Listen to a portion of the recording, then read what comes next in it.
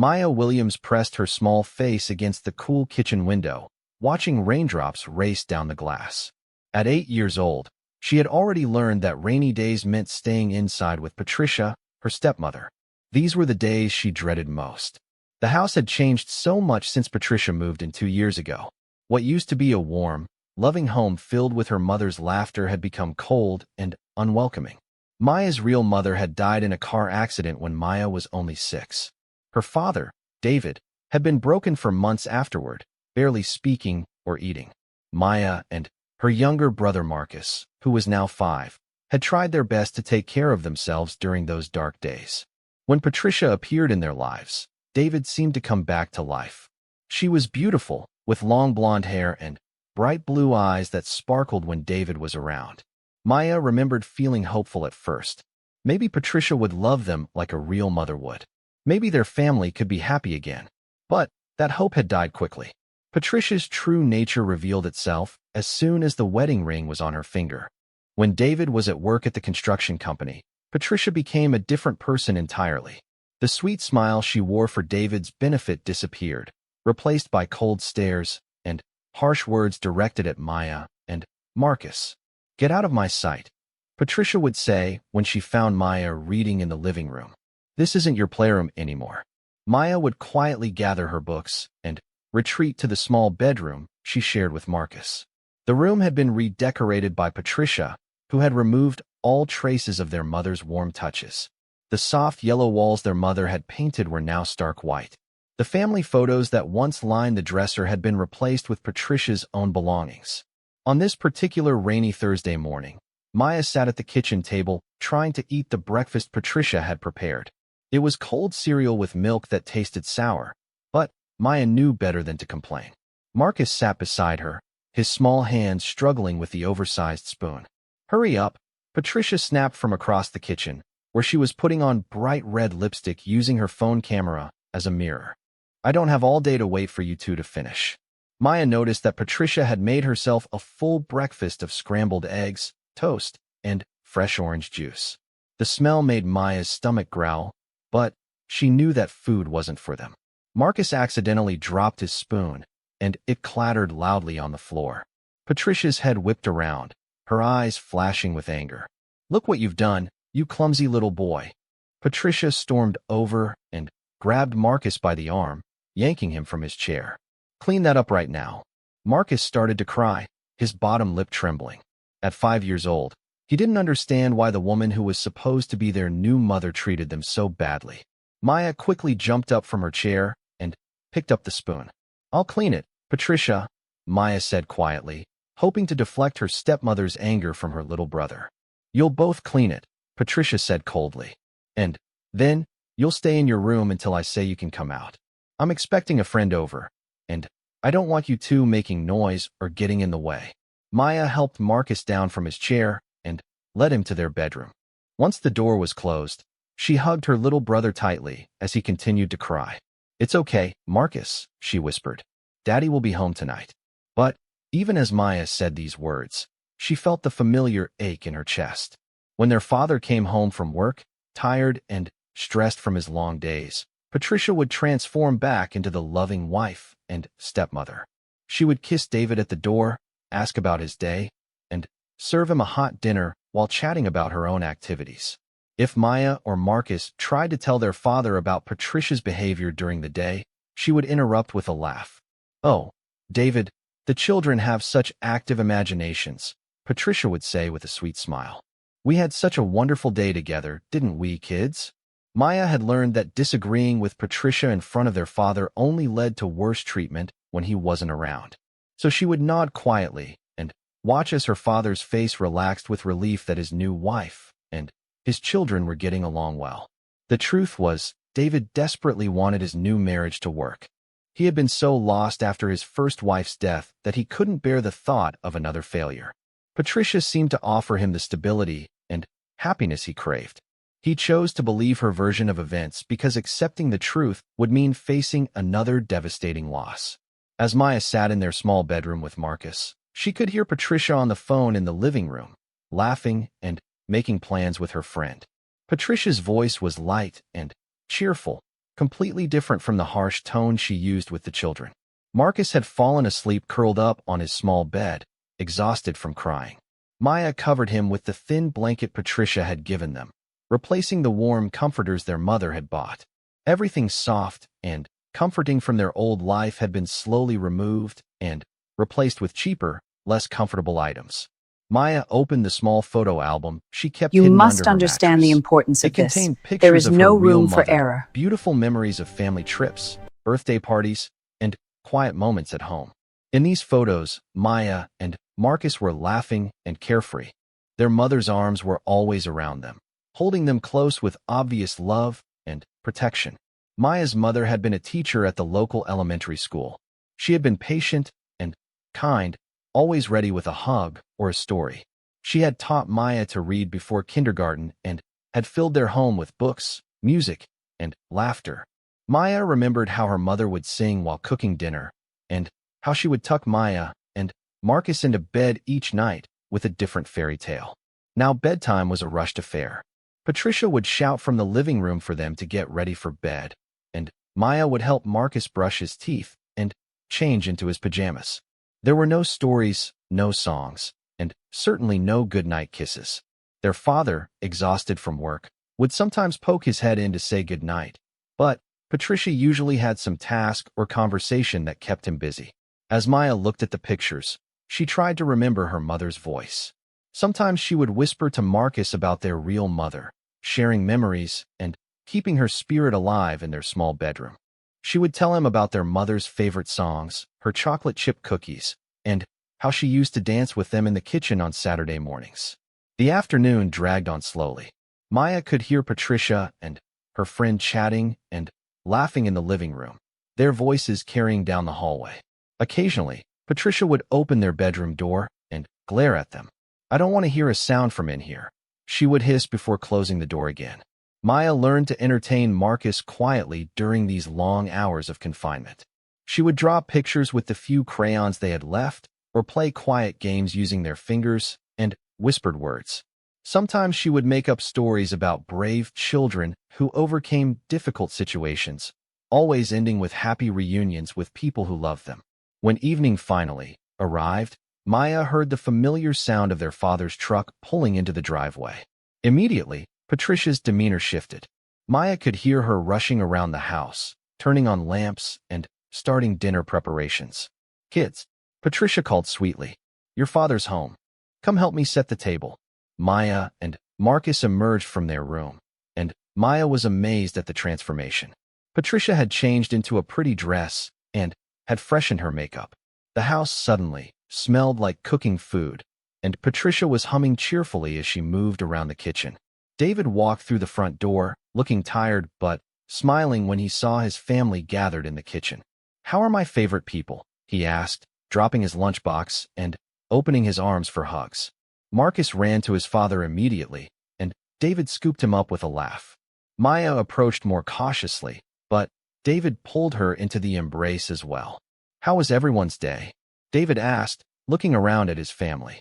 "Oh, it was wonderful," Patricia said quickly, stirring something on the stove. "The children and I had such a nice time together. We played games and read stories, didn't we, kids?" Maya felt the familiar knot form in her stomach. She looked up at her father's hopeful face and saw how much he wanted to believe that everything was perfect. She saw the love in his eyes when he looked at Patricia, and the relief that seemed to wash over him when he thought his children were happy. "Yes, Daddy," Maya said quietly. Marcus nodded, though Maya could see the confusion in his young eyes. At 5, he was still learning to navigate the complicated world Patricia had created for them. During dinner, Patricia chatted animatedly about her day, carefully editing out any mention of locking the children in their room or her harsh treatment.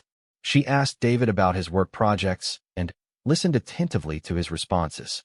She served him generous portions of food while giving Maya and Marcus much smaller servings. David didn't notice the difference in portion sizes. He was too focused on Patricia's attention and the apparent harmony in his home. He had been so afraid that his children wouldn't accept a new mother figure, and Patricia's reports of wonderful days together eased his constant worry. After dinner, Patricia suggested that David relax in the living room while she and the children cleaned up. Once David was settled in front of the television, Patricia's mask slipped again. "Wash every dish twice," she whispered harshly to Maya. "And if you break anything, you'll regret it." Maya stood on a step stool at the kitchen sink, carefully washing each plate and glass while Marcus dried them with a towel that was too big for his small hands. Patricia supervised with crossed arms, ready to criticize any imperfection. When the kitchen was finally clean, Patricia sent them to bed while she joined David in the living room. Maya could hear them talking and laughing together, and sometimes she would peek out of their bedroom to see Patricia curled up next to their father on the couch. The sight always made Maya's heart ache. She wanted desperately for her father to be happy, but she couldn't understand why that happiness had to come at the cost of their own well-being. She wished she could find a way to make David see what really happened when he wasn't there, but every attempt had been blocked by Patricia's quick thinking and manipulation. As Maya helped Marcus get ready for 3 months had passed since Maya had made her silent promise in the darkness of their small bedroom, and life in the Williams household had only grown more difficult. Patricia's treatment of the children had gradually worsened as she became more confident that David would never question her version of events. Maya sat in her 3rd grade classroom, staring at the math worksheet in front of her. The numbers seemed to blur together as her mind wandered to that morning's events. Patricia had been in an especially foul mood because David had left early for a construction job in the next town, meaning he wouldn't be home until late that evening. "Since your father won't be here to see what perfect little angels you are," Patricia had said with a sneer, "today is going to be different." She had locked Maya and Marcus in their room without breakfast, telling them they would eat when they learned to be grateful for everything she did for them. Maya's stomach had been growling throughout the morning at school, but she had learned not to ask the school counselor for help. The one time she had tried, the counselor had called David, and Patricia had smoothly explained that Maya was going through a difficult phase of acting out for attention. Maya, Mrs. Henderson, her teacher, was standing beside her desk with a concerned expression. "Are you feeling all right? You seem distracted today." Maya looked up at her teacher's kind face and felt tears threatening to spill over. Mrs. Henderson was young and enthusiastic, the kind of teacher Maya's mother might have been friends with. She had noticed Maya's declining performance and increased absences, but Maya had been too afraid to tell her the truth. "I'm okay," Maya whispered, looking down at her worksheet again. Mrs. Henderson knelt beside Maya's desk, so they were at eye level. "Maya, I want you to know that you can talk to me about anything. If something is bothering you at home or anywhere else, I'm here to listen." Maya felt a spark of hope flicker in her chest. Maybe this was her chance. Maybe Mrs. Henderson would understand and help them. She opened her mouth to speak, but then she remembered Patricia's warning from that very morning. "If anyone at school asks you questions about our home life," Patricia had hissed while gripping Maya's arm tightly enough to leave marks, "you will tell them everything is perfect. Because if you don't, I will make sure your little brother pays the price. Do you understand me?"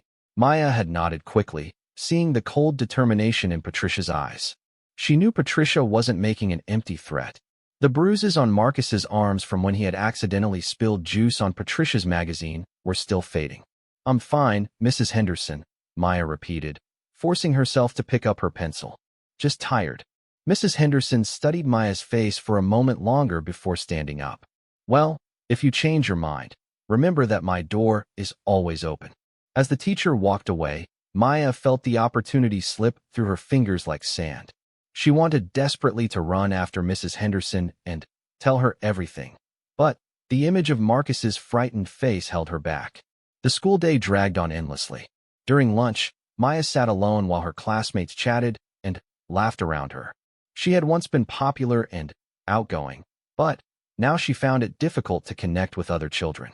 How could she explain that she couldn't invite friends over because her stepmother hated her? How could she join in conversations about weekend plans when her weekends were spent locked in her room? Her former best friend, Jessica, approached the table where Maya sat picking at her cafeteria lunch. "Maya, do you want to come to my birthday party this Saturday?" Jessica asked hopefully. "My mom said she could pick you up." Maya's heart sank. She would have loved nothing more than to go to Jessica's party, to spend time being a normal 8-year-old girl. But She knew Patricia would never allow it. I can't, Maya said quietly. My family has plans. It wasn't exactly a lie. Patricia's plans involved keeping Maya and Marcus out of sight while she entertained her friends or went shopping with David's credit card. Jessica's face fell with disappointment. You always have plans now. Don't you want to be friends anymore? The question hit Maya like a physical blow.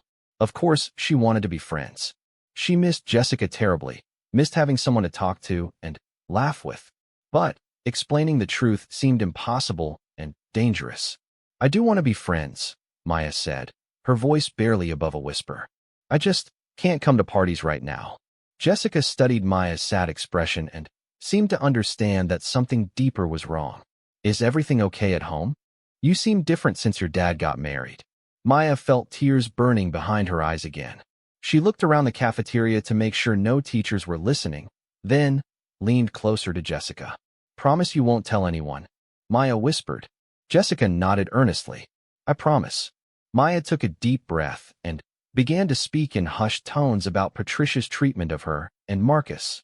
She told Jessica about the locked bedroom doors, the withheld meals, the harsh words, and the constant fear that hung over their daily lives. Jessica listened with growing horror and disbelief. Maya, you have to tell someone. This isn't right. Adults aren't supposed to treat kids this way. I can't, Maya said desperately. She said she'll hurt Marcus if I tell anyone. And my dad doesn't believe me when I try to talk to him. She's really good at acting nice when he's around. Jessica reached across the table and squeezed Maya's hand. My mom would believe you. She's really nice, and she knows about stuff like this because she used to be a social worker. Maya felt a flicker of hope, but it was quickly extinguished by fear. What if she calls the police or something? What if they take us away from our dad? What if Patricia gets so mad that she really hurts Marcus? These were the thoughts that kept Maya awake at night. While Patricia's treatment was awful, Maya was terrified that any intervention might make things worse or separate her from her father entirely. David was all they had left of their real family, and despite his inability to see what was happening, Maya still loved him desperately. The bell rang, signaling the end of lunch, and Maya quickly wiped her eyes. Please don't say anything to anyone yet, she begged Jessica. I need to think about what to do. Jessica nodded reluctantly. Okay, but, Maya, this can't go on forever. You and Marcus need help. The rest of the school day passed in a haze of worry. Maya kept thinking about her conversation with Jessica and wondering if she had made a mistake by confiding in her. What if Jessica told her parents anyway? What if word got back to Patricia somehow? When the final bell rang, Maya gathered her backpack and walked slowly toward the school exit. She dreaded going home, knowing that Patricia would still be angry about David's early departure and would likely take out her frustration on the children. Maya found Marcus waiting for her outside his kindergarten classroom. At 5 years old, he was small for his age, made even smaller by the weight of sadness he carried. His teacher, Miss Rodriguez, was kneeling beside him, speaking in gentle tones. Marcus has been very quiet today, Miss Rodriguez told Maya when she approached. He barely spoke during circle time, and he didn't want to play with the other children during recess. Maya's heart ached as she looked at her little brother.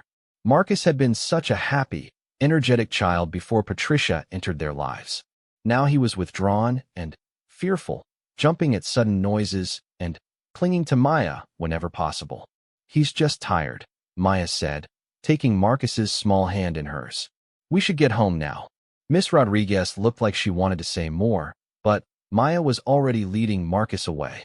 As they walked toward the school bus, Marcus looked up at his sister with worried eyes. Is Patricia going to be mean again today? He asked quietly. Maya squeezed his hand. I don't know, Marcus. But remember what I told you. We stick together, and we try to stay out of her way. Marcus nodded solemnly.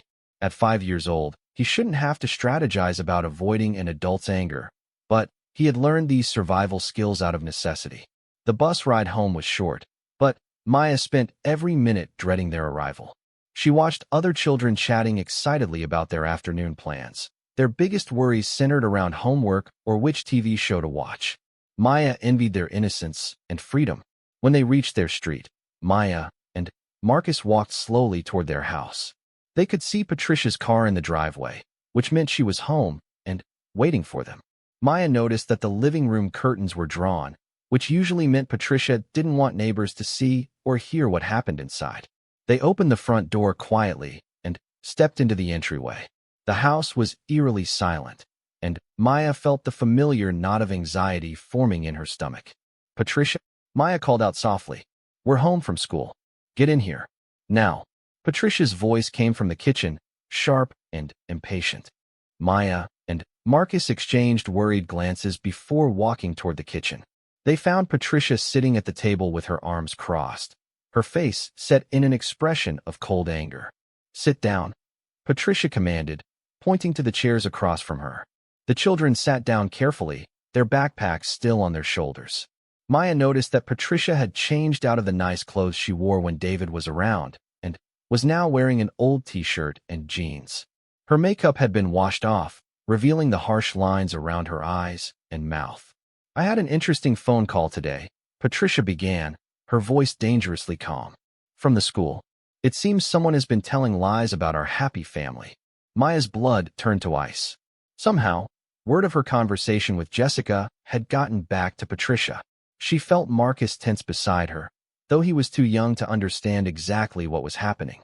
"I don't know what you mean," Maya said weakly, though she knew there was no point in denying it.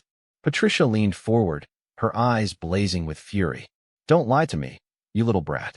The school counselor called because some teacher was concerned about changes in your behavior. They wanted to schedule a meeting to discuss your home environment." Maya realized that Mrs. Henderson must have reported her concerns to the counselor, just as she was trained to do.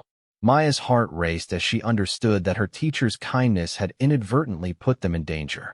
"I told them that you were having adjustment difficulties and that we were handling everything as a family," Patricia continued. "I was very convincing, and they believed me. But I know you've been talking about things that are none of your business." Patricia stood up and walked around the table until she was standing directly behind Maya's chair. Maya could feel her stepmother's presence looming over her like a dark cloud.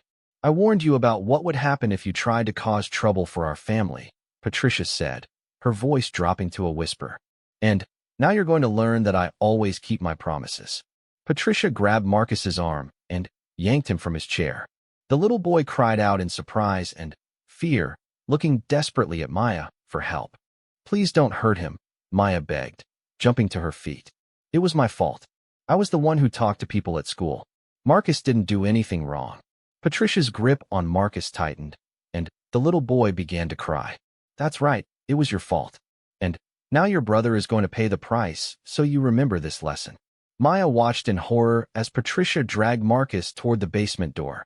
The basement was dark and cold, filled with old furniture and boxes. Maya had been locked down there herself as punishment, and she knew how terrifying it was for a small child. "Please, Patricia," Maya cried, following them. "I'll never talk to anyone again. I promise. Just don't hurt Marcus." Patricia opened the basement door and shoved Marcus toward the stairs. The little boy stumbled, but caught himself on the railing, his sobs echoing in the dark space below.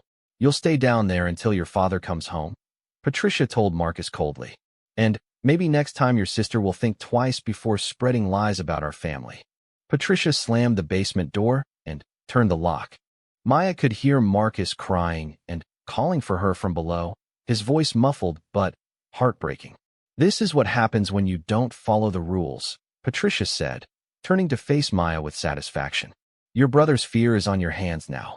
Maya felt rage building inside her chest like nothing she had ever experienced. She was tired of being afraid, tired of watching Patricia hurt the people she loved, tired of feeling powerless to protect Marcus. "You're evil," Maya said quietly, her hands clenched. Maya's opportunity came sooner than she had expected. 2 weeks after the basement incident, Jessica approached her during lunch with news that would change everything. "My mom wants to meet you," Jessica said quietly, sliding her lunch tray next to Maya's. "I told her a little bit about what you said, and she really wants to help." Maya's heart started racing. She had been thinking constantly about Jessica's offer, but she still felt terrified about the potential consequences. "What did you tell her exactly?" "Just that you and your little brother were having problems with your stepmother, and that you were scared to tell adults because you thought it would make things worse," Jessica explained. My mom said that's actually really common, and that there are ways to help kids without making their situation more dangerous. Maya looked around the cafeteria to make sure no one was listening. When does she want to meet me? She said she could pick you up from school today if you want, and we could all talk at my house. She promised she wouldn't call anyone or do anything you don't want her to do without talking to you first. Maya felt a mix of hope and terror. This could be the help she had been praying for, but it also felt like stepping off a cliff into the unknown. What about Marcus? I can't leave him alone with Patricia. Bring him too, Jessica suggested. My mom said your brother should definitely be part of any conversation about this. Maya spent the rest of the school day agonizing over the decision. During her last class, she kept glancing at the clock, knowing that she would have to make a choice when the final bell rang. She could get on the bus as usual and return to another evening of walking on eggshells around Patricia, or she could take a chance and trust Jessica's mother. When school ended, Maya found Marcus waiting for her as usual. His face brightened when he saw her, and Maya felt her resolve strengthen. She had to take this chance for both of their sakes. Marcus, Maya said quietly, kneeling down to his level. How would you like to go play at a friend's house instead of going straight home today? Marcus's eyes widened with excitement. It had been months since either of them had been allowed to play at a friend's house. Really? Can we? Yes, but we have to be very careful about how we do it, Maya explained. And we might have to tell some grown-ups about the mean things Patricia does to us. Are you brave enough to do that? Marcus nodded solemnly. Despite his young age, he understood that something important was happening. Maya found Jessica near the school entrance, standing next to a woman with kind eyes and a warm smile. Jessica's mother was tall and had graying brown hair pulled back in a neat ponytail. She was dressed casually in jeans and a sweater, and something about her demeanor immediately put Maya at ease. You must be Maya, Jessica's mother said, extending her hand. I'm Mrs. Johnson, but you can call me Carol. And this must be Marcus. Maya shook Carol's hand cautiously while Marcus hid behind her legs, suddenly shy around the new adult. Jessica told me that you might need someone to talk to, Carol continued gently. I want you to know that anything you tell me will stay between us unless you decide you want me to help you contact other people who can help. You're in control of this conversation, okay? Maya felt tears prick her eyes. It had been so long since an adult had spoken to her with such kindness and respect. Okay, she whispered. Carol drove them to her house, which was warm and welcoming in a way Maya's home hadn't been for years. The walls were covered with family photos showing Jessica and her younger brother at various ages, always smiling and surrounded by people who obviously loved them. The refrigerator was covered with Jessica's artwork and school papers, displayed with pride. Carol made hot chocolate for all the children and sat down at the kitchen table with them.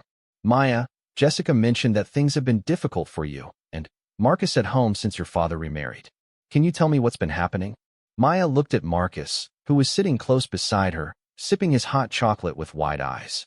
She took a deep breath and began to tell Carol everything. She described Patricia's transformation when David left for work, the locked bedrooms, the withheld meals, the verbal abuse, and the constant fear that had become their daily reality. As Maya talked, Carol listened without interruption, occasionally nodding or asking gentle clarifying questions. Her face grew increasingly serious as she heard about the basement punishment and Patricia's threats. Maya, what you're describing is called emotional abuse, Carol said quietly when Maya finished speaking. And some of what Patricia has done, like locking you in rooms without food or putting Marcus in the basement, could be considered physical abuse as well. None of this is your fault, and none of it is okay. Maya felt a huge weight lifting from her shoulders. Finally, an adult was validating what she had known in her heart, that Patricia's treatment was wrong and harmful. But what can we do?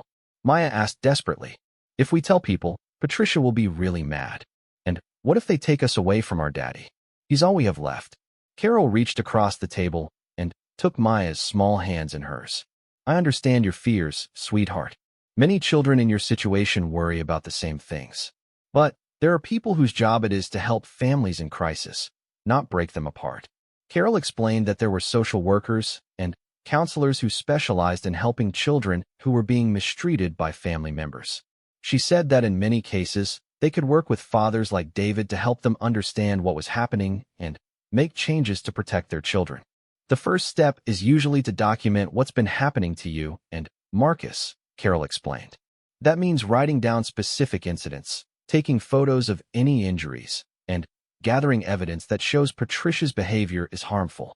Maya felt overwhelmed by the complexity of it all. But how can we document anything? We're just kids, and Patricia watches us all the time.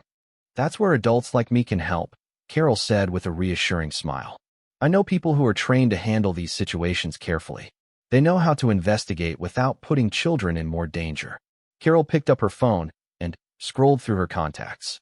I want to call someone I know who works for Child Protective Services. Her name is Lisa, and she's really good at helping kids in situations like yours. She could meet with us tomorrow to talk about the best way to help you and Marcus. Maya's stomach clenched with fear. Child Protective Services sounded official and scary, like something that would definitely get back to Patricia. I know it sounds frightening, Carol said, noticing Maya's expression. But Lisa is one of the good ones. She's helped a lot of families work through problems like this, and she always puts children's safety first. Marcus, who had been listening quietly, suddenly spoke up.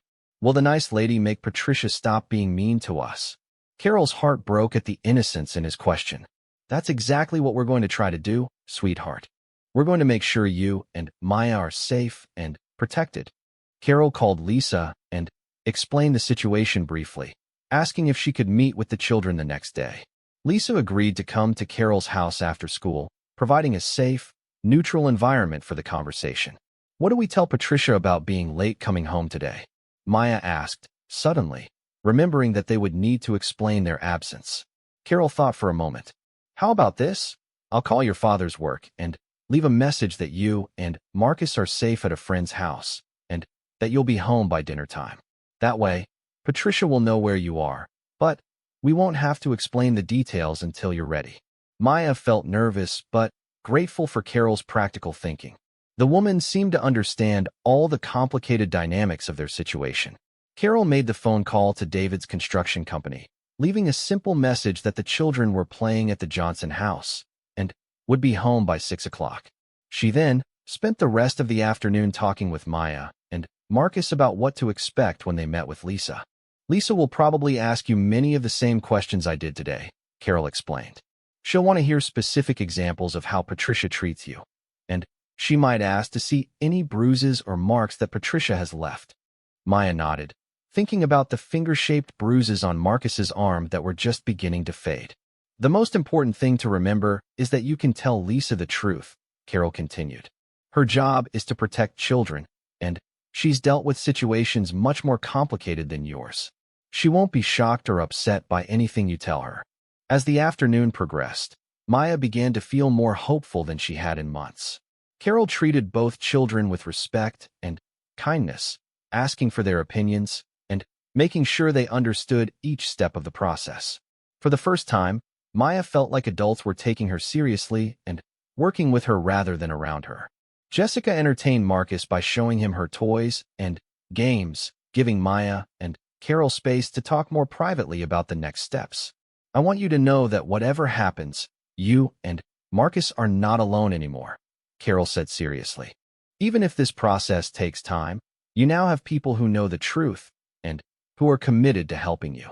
Maya felt tears streaming down her face, but for the first time in months, they were tears of relief rather than despair. Thank you, she whispered. I was starting to think no one would ever believe us. I believe you completely, Carol said firmly. And, more importantly, I believe you have the strength to get through this. You've been protecting your little brother and taking care of yourself in an impossible situation. That takes incredible courage. When 6 o'clock approached, Carol drove Maya and Marcus home. As they pulled into the driveway, Maya could see Patricia waiting in the living room window, her face set in an expression of cold anger. Remember, Carol said quietly before the children got out of the car, you don't have to tell Patricia anything about our conversation today. If she asks questions, you can just say you were playing at Jessica's house. Tomorrow after school, we'll meet with Lisa and start making a real plan to help you. Maya and Marcus walked slowly toward their front door, both feeling nervous about facing Patricia's questions. But underneath the fear, Maya felt something new, a sense of hope and determination that hadn't existed before. Patricia opened the door before they could knock, her eyes flashing with suspicion and anger. "Where exactly have you been?" she demanded. "And who was that woman who dropped you off?" Maya took a deep breath and looked Patricia directly in the eyes. "We were playing at my friend Jessica's house. Her mother gave us a ride home." "I didn't give you permission to go to anyone's house," Patricia said coldly. "You will not do that again without asking me first." "Daddy's message said it was okay," Maya replied, feeling braver than she had in months. "He said we could play at friends' houses as long as we were home by dinner time." Maya was improvising, but she spoke with confidence, hoping that David had indeed left some kind of general permission for the children to have normal social activities. Patricia's eyes narrowed as she studied Maya's face, clearly sensing that something had changed in the little girl's demeanor. Maya no longer seemed as frightened or submissive as she had been. "Go to your room," Patricia said finally. "Both of you. I don't want to see you again until your father gets home." As Maya and Marcus walked toward their bedroom, Maya felt a spa the next afternoon. Maya sat in Carol's living room facing Lisa Matthews, the social worker who would determine the fate of her and Marcus's future. Lisa was a woman in her 40s with short auburn hair and kind but serious eyes. She wore simple clothes and carried a worn leather briefcase that Maya suspected held important papers and forms. "Maya, Marcus, I want to start by thanking you for being brave enough to talk to Mrs. Johnson," Lisa said, her voice gentle but professional. "I know it takes a lot of courage to tell adults about problems at home, especially when you've been told not to." Maya nodded, feeling nervous but determined. Marcus sat close beside her, occasionally glancing at the toys Jessica had left out for him, but mostly focused on the serious conversation happening around him. Lisa opened her briefcase and pulled out a small notebook and pen. "I'm going to ask you some questions about what's been happening with your stepmother, Patricia. Some of these questions might be difficult to answer, but I need to understand exactly what's been going on so I can figure out the best way to help you." Over the next hour, Lisa asked Maya to recount specific incidents of abuse and neglect. She wanted dates, times, and detailed descriptions of what Patricia had done and said. Maya found herself reliving painful memories, but Lisa's calm professionalism made it easier to speak about things she had been forced to keep secret. "When Patricia locked you and Marcus in your bedroom without food, how long did this usually last?" Lisa asked, writing notes in her careful handwriting. "Sometimes all day," Maya replied. "From when Daddy left for work until he came home. That's like 8 or 9 hours." Lisa's expression grew more serious as she wrote this down. "And the incident when Marcus was locked in the basement. Can you tell me more about that?" Maya described that terrible afternoon in detail, explaining how Patricia had used Marcus's punishment as a way to terrorize Maya into silence. She told Lisa about the marks on Marcus's arm and the way Patricia had threatened worse consequences if they ever spoke to anyone about their treatment. When Maya finished, Lisa turned to Marcus with a gentle smile. "Marcus, can you tell me in your own words what happens when your daddy goes to work and you're alone with Patricia?" Marcus looked at Maya uncertainly, and she nodded encouragingly. In his 5-year-old vocabulary, Marcus described being hungry, scared, and lonely.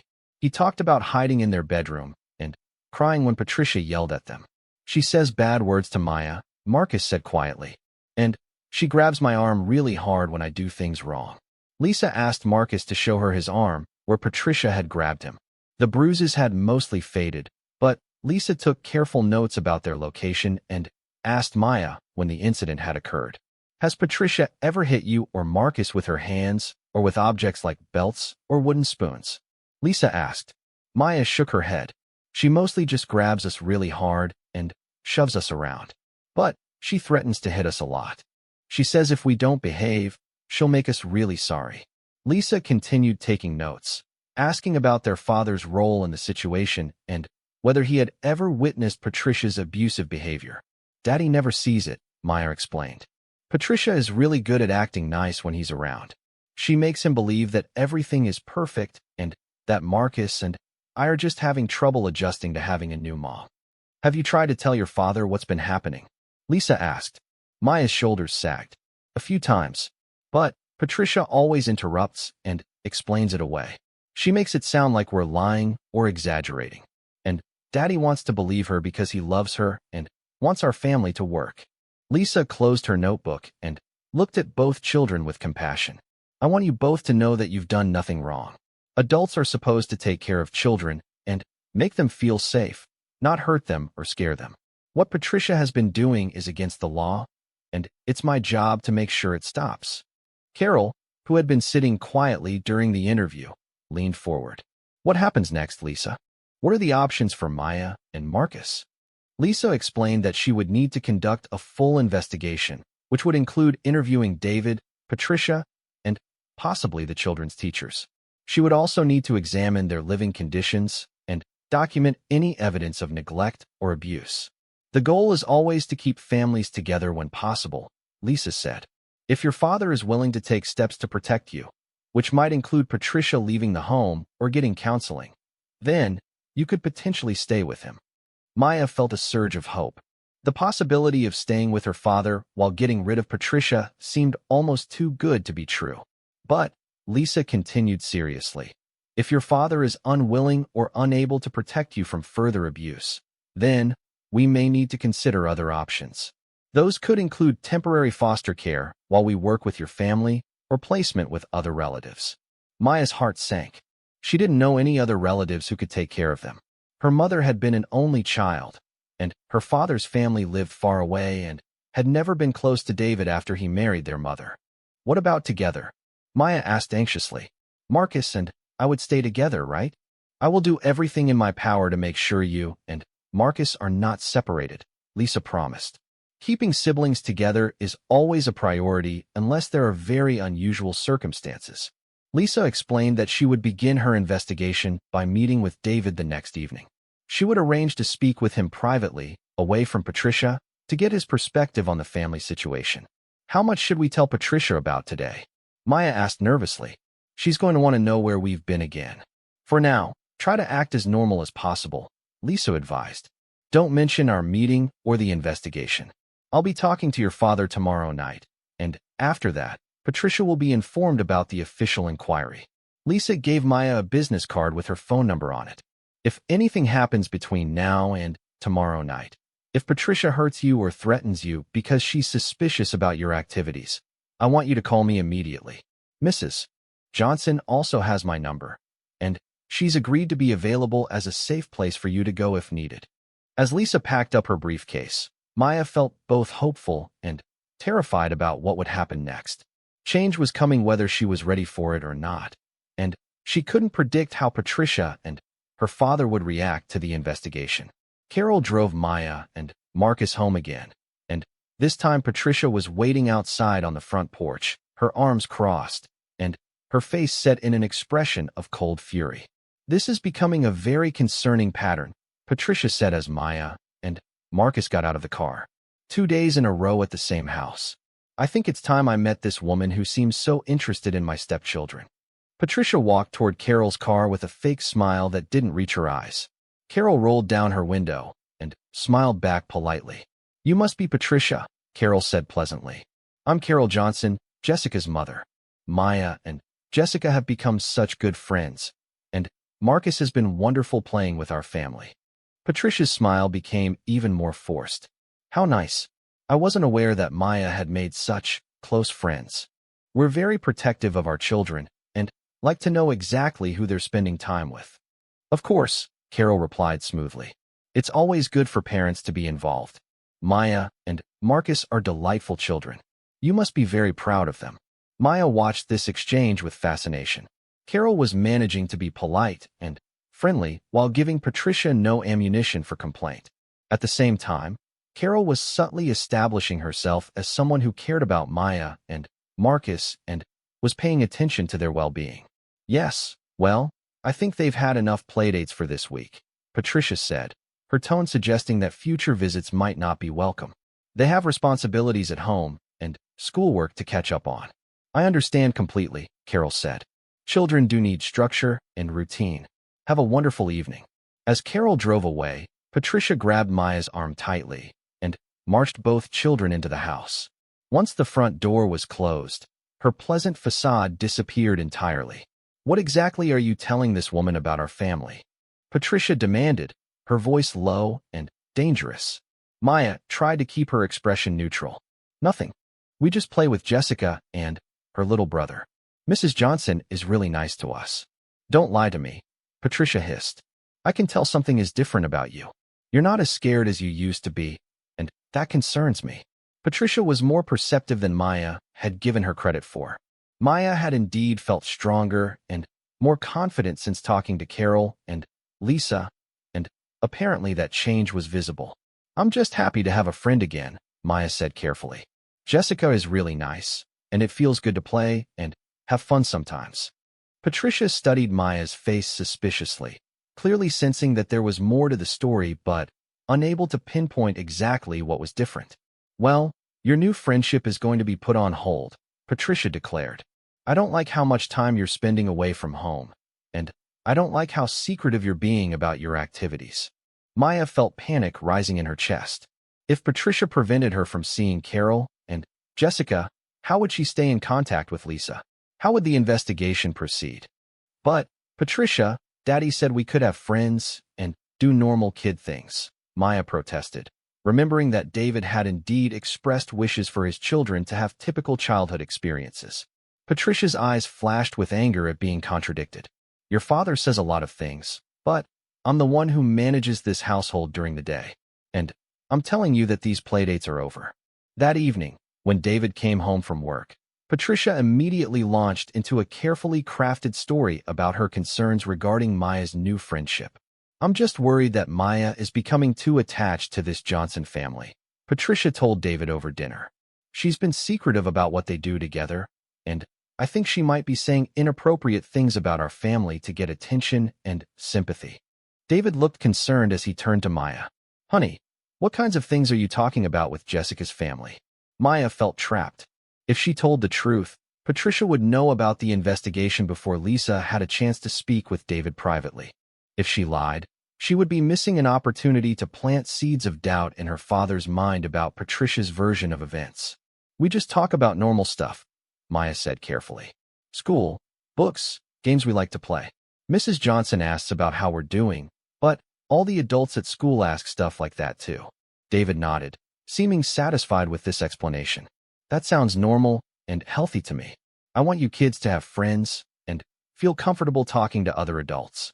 Patricia's jaw tightened, but she maintained her concerned expression.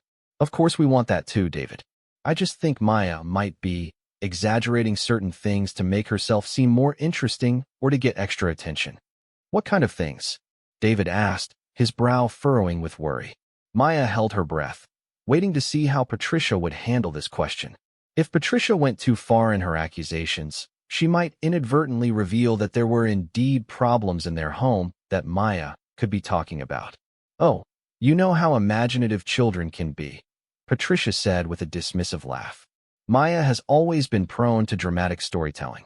I just want to make sure she's not creating stories that might worry other adults unnecessarily." David looked at Maya with concern and love. "Maya, you know you can always talk to me about anything that's bothering you, right? You don't need to talk to other people's parents about problems we should handle as a family." Maya felt her heart breaking.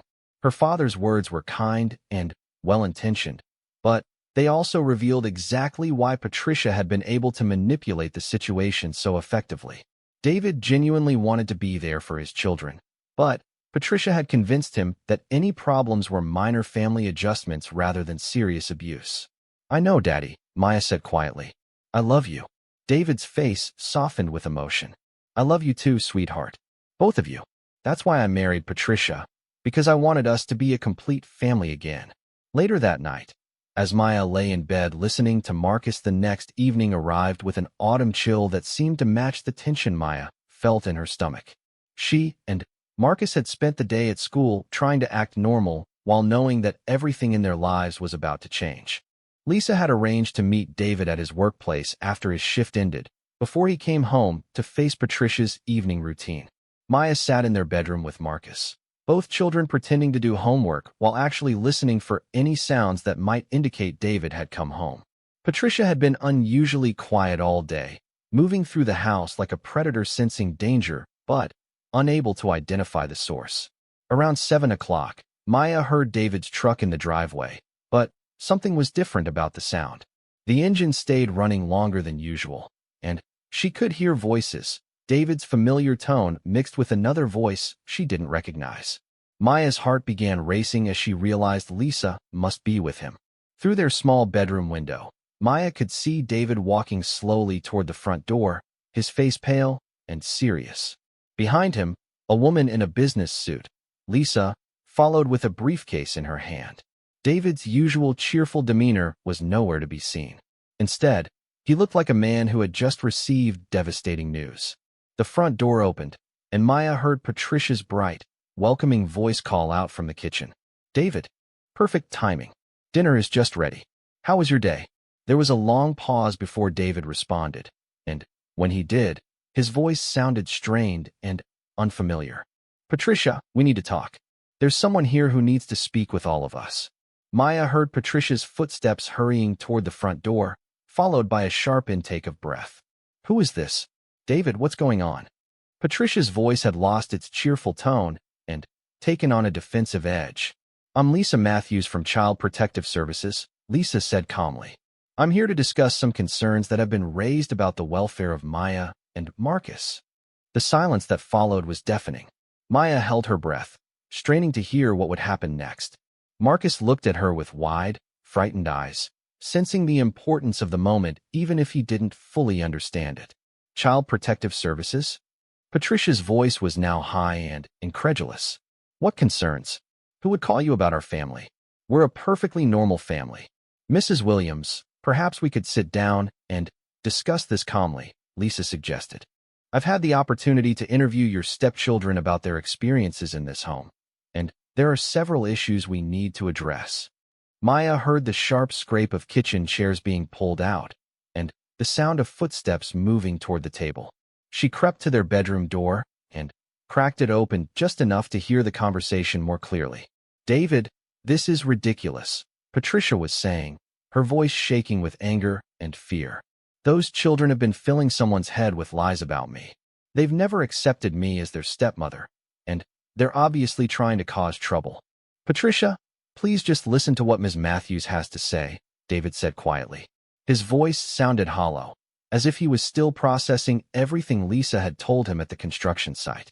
Lisa began to outline the allegations Maya and Marcus had made, speaking in clinical, professional terms about the emotional abuse, physical intimidation, and neglect the children had described. With each detail, Maya heard Patricia's protests becoming more frantic. "That's not true. I never locked them in their room all day. If they were in their room, it was because they were being punished for misbehavior. For 8 to 9 hours without food or bathroom breaks." Lisa asked calmly.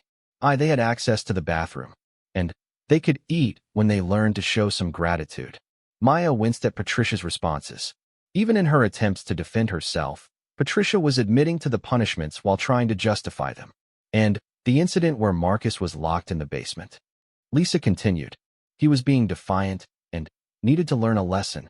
It was only for a few hours, and it didn't hurt him."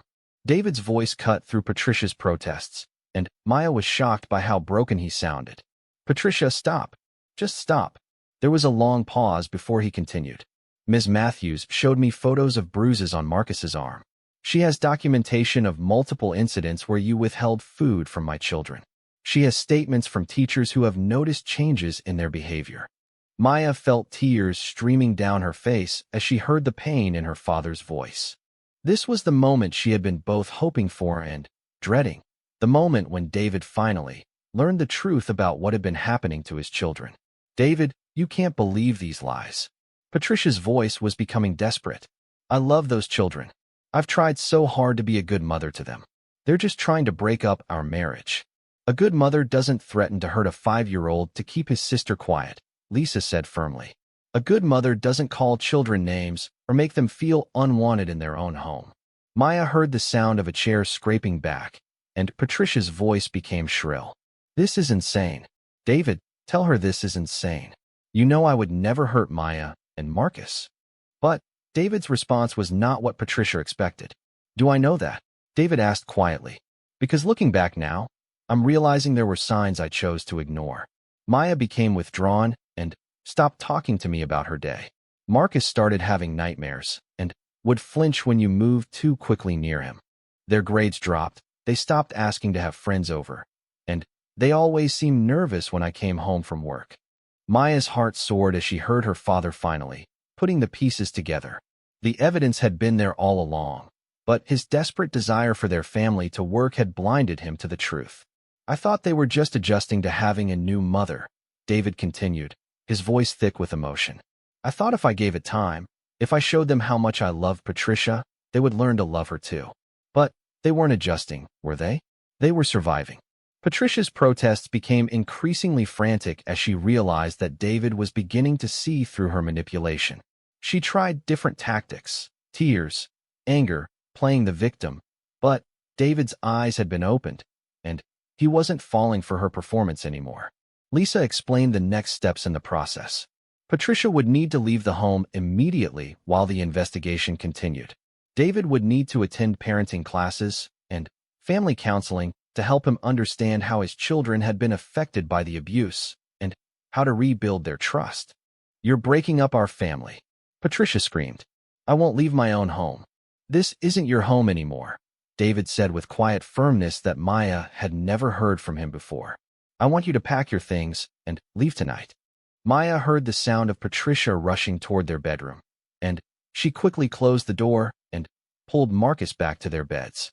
Patricia burst through the door with David and Lisa close behind. "Tell them," Patricia demanded, grabbing Maya by the shoulders. "Tell them you made it all up. Tell them I never hurt you." Maya looked up at Patricia's desperate face, then at her father's anguished expression, and finally at Lisa's calm, professional demeanor. After months of being forced to lie and hide, Maya finally had permission to tell the truth. "I didn't make it up," Maya said clearly. "You were mean to us every day. You called us names and wouldn't let us eat and locked us in our room. You grabbed Marcus so hard you left marks on his arm." Patricia's grip on Maya's shoulders tightened painfully, proving Maya's point even as she denied it. "You little liar. You ungrateful little." "Patricia, let go of her." Now, David's voice was steel, and he physically stepped between Patricia and his daughter. Lisa immediately documented Patricia's rough handling of Maya, taking notes about the incident and the visible grip marks on Maya's arms. Over the next 2 hours, Maya and Marcus watched from their bedroom as Patricia packed her belongings while David and Lisa supervised. Patricia alternated between tears, rage, and desperate attempts to convince David that she was the victim of a conspiracy involving Maya, Marcus, Lisa, and anyone else who had supported the children. When Patricia finally left the house with her suitcases, Maya felt as if a dark cloud had been lifted from their home. The house itself seemed to breathe easier without her poisonous presence. David came to their bedroom and sat on Maya's bed, gathering both children into his arms. He was crying openly, something Maya hadn't seen him do since their mother's funeral. "I'm so sorry," David whispered into their hair. "I'm so sorry I didn't see what was happening. I'm sorry I didn't protect you. I'm sorry I let someone hurt my babies." Maya clung to her father, feeling safe in his arms for the first time in 2 years. "We tried to tell you, Daddy," she said softly. "I know you did," David said, his voice breaking. "I know you tried, and I wasn't listening. I wanted so badly for us to be a happy family that I ignored the fact that you weren't happy. I'll never forgive myself for that." Marcus, who had been quiet through most of the evening's drama, finally spoke up. "Does this mean Patricia won't come back and be mean to us anymore?" David held his son tighter. "No, buddy. Patricia is never coming back. It's just us now, and I promise I will never let anyone hurt you again." Lisa spent another hour with the family, explaining the support services that would be available to help them heal from the trauma they had experienced. She gave David contact information for child psychologists who specialized in helping abuse victims, and she scheduled follow-up visits to monitor the children's recovery. "This is actually one of the better outcomes I see in my job," Lisa told David before she left. "You believed your children once you heard the truth, and you took immediate action to protect them. Many parents find it much harder to accept that someone they trusted could hurt their children. After Lisa left, David sat with Maya and Marcus in the living room, holding them close and letting them talk about everything they had experienced during Patricia's reign of terror. For the first time in months, Maya felt free to express her feelings without fear of consequences. "I was so scared that if I told the truth, you would choose Patricia over us," Maya admitted. David's face crumpled with pain. "Oh, sweetheart, there is no choice. There will never be a choice. You and Marcus are my whole world. I should have made that clearer to you and to Patricia from the very beginning." Over the following weeks, Maya and Marcus began to heal in ways they hadn't thought possible. David removed all traces of Patricia from their home, returning their mother's photos to their places of honor and repainting Maya's bedroom back to the soft yellow their mother had chosen. The children started counseling with Dr. Sarah Chun, a kind psychologist who helped them process their experiences and learn to trust adults again. David attended his own counseling sessions and parenting classes, learning about the signs of abuse he had missed and strategies for supporting his children's recovery. Maya's grades improved dramatically once she was no longer spending her emotional energy on survival. She reconnected with Jessica and other friends, and their home became a place where laughter was heard again. Marcus slowly regained his cheerful, energetic personality, though he remained close to Maya and still experienced some nightmares. With patience and professional help, he began to feel secure in his father's love and protection. Carol Johnson became a close family friend, and her role in helping Maya find her voice was never forgotten. She often reminded Maya that the courage to speak up had been inside her all along. She had just needed someone to give her permission to use it. 6 months after Patricia left, Maya sat in the same kitchen where she had once eaten cold cereal and sour milk while watching raindrops race down the window. Now the kitchen was warm and welcoming again, filled with the aroma of David's weekend pancakes and the sound of Marcus's giggles as he helped his father cook. "Maya," David said, setting a plate of perfectly golden pancakes in front of her, "I want you to know how proud I am of you for being brave enough to ask for help.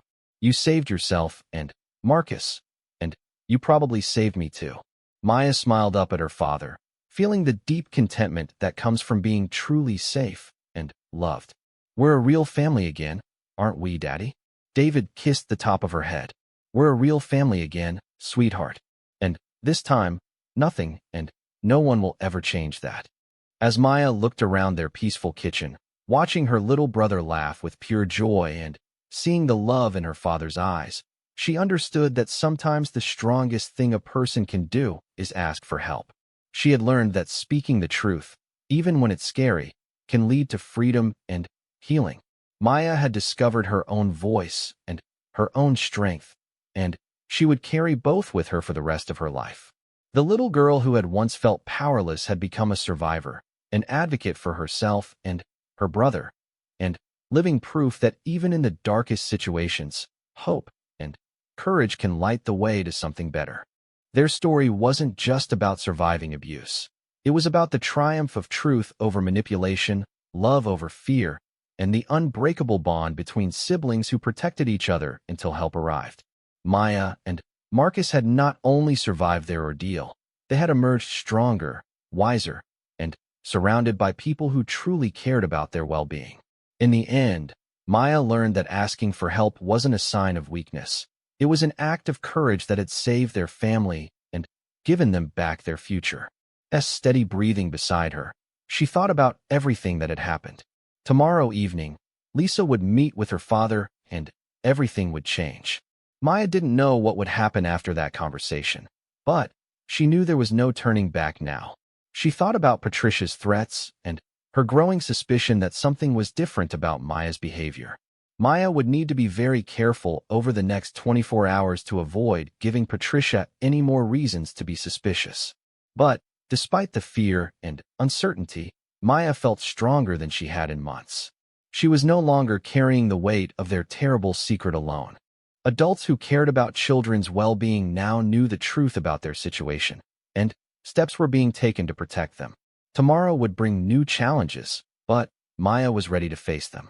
She had found her courage, and She was determined to use it to create a better life for herself and Marcus.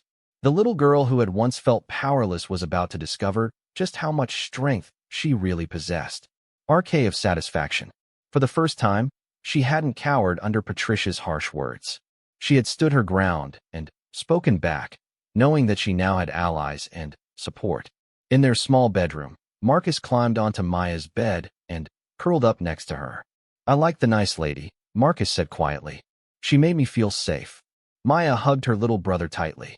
"Tomorrow we're going to meet another nice lady who's going to help us even more. Things are going to get better, Marcus. I promise." As they lay together in their small room, Maya felt the weight of fear that had pressed down on her for so long beginning to lift. Change was coming, and for the first time in months, she believed that change might actually lead to something better. Tomorrow would bring new challenges and difficult conversations, but Maya was ready. She had found her voice and her courage, and she was determined to use both to protect Marcus and reclaim their right to safety and happiness. The little girl who had once felt powerless and alone now knew that she had strength she hadn't even realized she possessed. And, most importantly, she was no longer fighting this battle by herself. To fists at her sides. "My real mother never would have treated us like this. She loved us." Patricia's face twisted with fury. "Your real mother is dead, you stupid child. I'm your mother now, and you'll show me respect." "You're not my mother," Maya said, her voice growing stronger with each word. "You're just a mean woman who tricks my father into thinking you care about us. But you don't care about anyone except yourself." Patricia raised her hand as if to strike Maya, but something in the little girl's eyes made her pause. Maya stood her ground, no longer cowering or backing down. For the first time since Patricia had entered their lives, Maya was fighting back. "You can hit me if you want," Maya said steadily. "But hitting me won't make me stop telling the truth. And someday my father is going to see who you really are." Patricia lowered her hand, but her eyes remained cold and calculating. "We'll see about that," she said softly. "We'll just see about that." For the rest of the afternoon, Maya sat outside the basement door, talking quietly to Marcus through the wood. She told him stories and sang the songs their mother used to sing, trying to comfort him as best she could. Patricia ignored them both, spending her time preparing for David's return. When evening finally came and David's truck pulled into the driveway, Patricia quickly unlocked the basement door and pulled Marcus upstairs. She smoothed his hair and wiped his tears, then pushed both children toward their bedroom. "Clean yourselves up," she hissed. "And remember, if you say one word about today, tomorrow will be much worse." As Maya helped Marcus wash his face and change his clothes, she made another promise to herself. She would find a way to protect her brother and expose Patricia's true nature. She didn't know how or when, but she would not let this continue forever. The first step would be finding someone who would believe them and help them. Maya thought about Jessica's offer to talk to her mother, and for the first time all day, she felt a small spark of hope. Change was coming. Maya could feel it in her bones. Bed in their small bathroom, she caught sight of herself in the mirror. She looked tired and sad, older than her 8 years. Her clothes were hand-me-downs from Patricia's friends' children, ill-fitting and worn. Marcus looked even smaller and more fragile, his big brown eyes often filled with confusion and fear. Before their mother died, Maya had been a confident, outgoing child. She had loved school and had many friends. Now she found it difficult to focus on her schoolwork, and she had withdrawn from her classmates. The teacher had noticed the change and had even called David to express concern, but Patricia had convinced him that Maya was just going through a phase of missing her mother. In bed that night, Maya lay awake listening to the sounds of the house settling around them. She could hear David and Patricia talking quietly in their bedroom down the hall, their voices a low murmur through the walls. Sometimes Patricia's laughter would ring out, bright and carefree. Maya wondered what it would be like if their real mother were still alive. Would their father have remarried at all? Would they still be living in their old house, with their mother's pictures on the walls and her favorite books on the shelves? She tried to remember the feeling of being truly safe and loved. Before the accident, Maya had never questioned whether she was wanted or valued. Her parents had made it clear every day that she and Marcus were the most important things in their lives. Now Maya felt like an unwelcome guest in her own home. She and Marcus tiptoed around Patricia's moods, never knowing what might set her off. They had learned to be invisible when possible, to make no noise, to ask for nothing, to expect nothing. The next morning brought another day of the same routine. David kissed them goodbye before heading to work, and as soon as his truck disappeared down the street, Patricia's facade fell away. "I'm going out," she announced, gathering her purse and car keys. "You two will stay in your room until I get back. I don't want to come home to find anything out of place." Maya wanted to ask when Patricia would return, or if they could have lunch, but she had learned that questions only made Patricia angrier. Instead, she took Marcus's hand and led him back to their bedroom for another long day of confinement. As she closed the door behind them, Maya made a silent promise to herself and to Marcus. Somehow, someway, she would find a way to make their situation better. She would protect her little brother, and she would find a way to help their father see the truth. Maya didn't know how she would accomplish this seemingly impossible task, but she held on to hope because it was all she had left. In the darkness of their small room, with Marcus's small hand in hers, Maya began to plan and dream of a day when they would be safe and loved again.